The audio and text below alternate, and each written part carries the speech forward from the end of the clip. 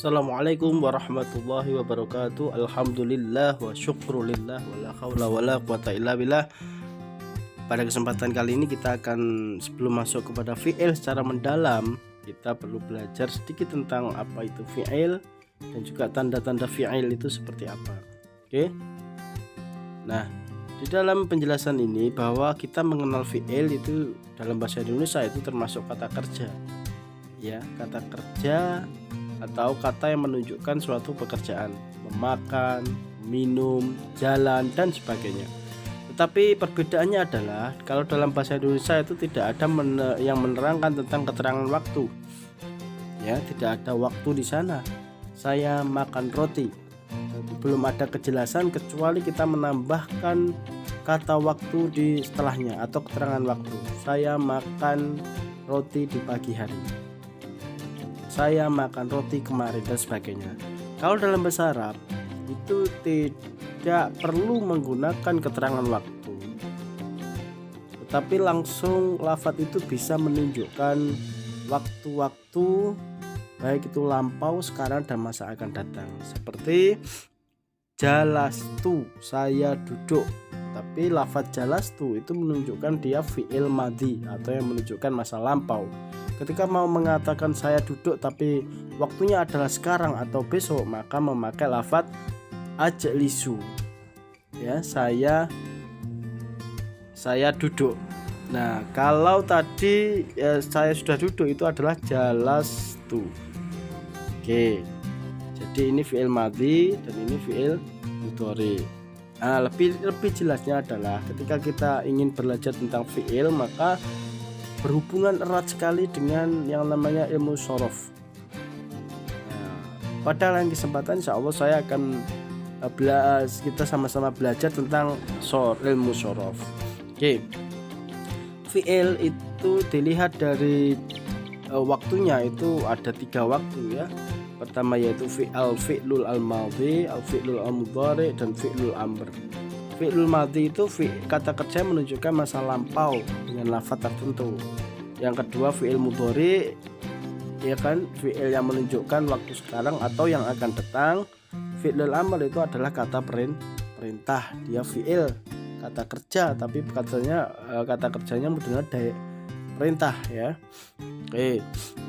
Nah, di dalam tasrif istilahi atau kita mengenalnya yaitu ilmu shorof itu pasti ditunjukkan dengan lafal seperti ini ya. Fa'ala yaf'ulu fa'lan wa huwa fa'ilun wa dzaka maf'ulun if'al la taf'al. Maf'alun mif'alun ini terjadi ini hanya ada di tasrifan. Oke. Dan kita tandai yang fi'il saja. Fi'il itu ada 3 di sini ya.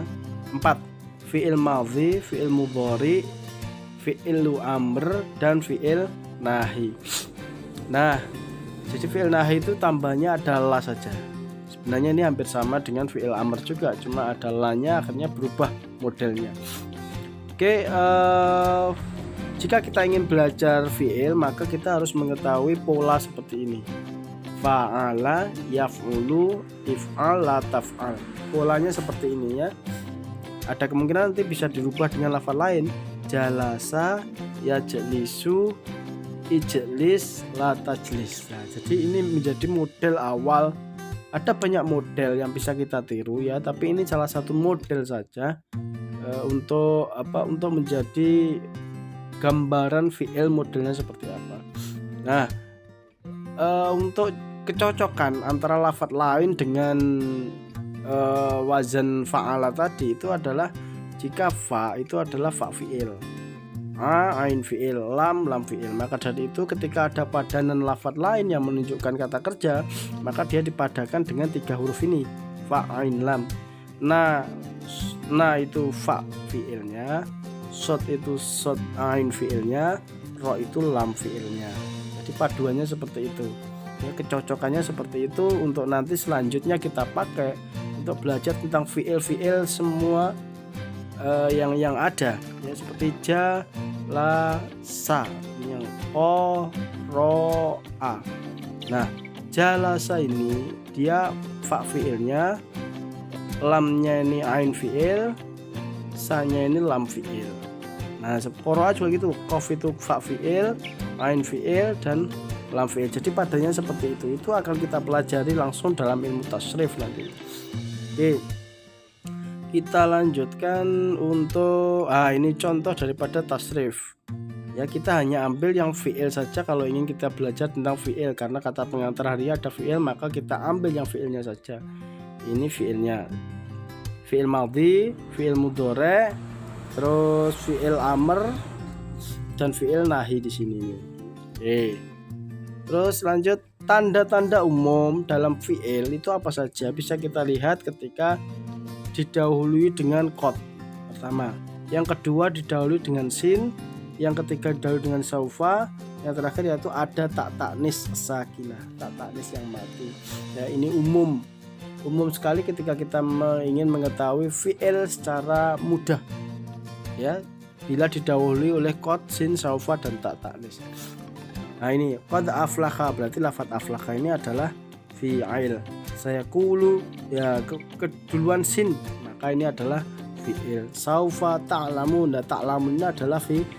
Safarat, ada tak taknis ini, tak taknis sakinah yang mati, lah itu berarti menunjukkan dia fi'il atau fi'il, ya, dia menunjukkan fi'il. Oke, jadi mudah saja untuk mengidentifikasi dengan lafaz sebelumnya ini, ya, dengan yang bisa memasuki seperti qad, sa, saufa, dan tak taknis. Apabila ada lafaz yang lain yang menunjukkan dia fi'il dan tidak disertai qad, sa, saufa, dan tak taknis, ini juga tidak masalah. Banyak sekali, ya, berdiri sendiri dia, tidak, ini hanya tambahan saja ketika kita yang mengetahui lebih mudah. Kalaupun tidak ada, maka kita harus memegang kata kunci atau kita harus belajar yang namanya tasrif tadi, ya, biar kita bisa mengetahui fi'il mudhari', tanda fi'il madhi, fi'il mudhari', amr, dan sebagainya. Itu bisa kita belajar di ilmu shorof, ilmu tasrif. Maka dari itu perlunya ini nanti hubungannya juga dengan ilmu tasrif, ya. Ilmu ini dalam konteks ilmu nahwu kita cukup mengenal bahwa itu adalah fi'il, ya. Kalau dalam konteks ilmu shorof maka kita harus mengetahui bentukan-bentukan fi'il itu seperti apa. Nah, seperti itu, ya. Kalau dalam ilmu nahwu tidak mengetahui cara bentuknya lafaz itu, cara bentuknya fi'il itu tidak diketahui dalam ilmu nahwu. Yang jelas ilmu nahwu itu sudah tahu susunannya bahwa ini kata kerja dan ini yang mengerjakan, seperti itu. Tapi kalau dalam ilmu shorof maka kita akan mengetahui lafaz per lafaznya. Akhirnya kita akan tahu model fi'il madhi seperti ini, model fi'il mudhari' seperti ini, ketika ketambahan dhamir seperti ini, dan sebagainya. Oke. Lah, insyaallah di lain kesempatan saya akan menjelaskan tentang fi'il lebih dalam melalui ilmu shorof. Begitu saja yang bisa saya sampaikan, semoga bermanfaat. Akhiran, assalamualaikum warahmatullahi wabarakatuh.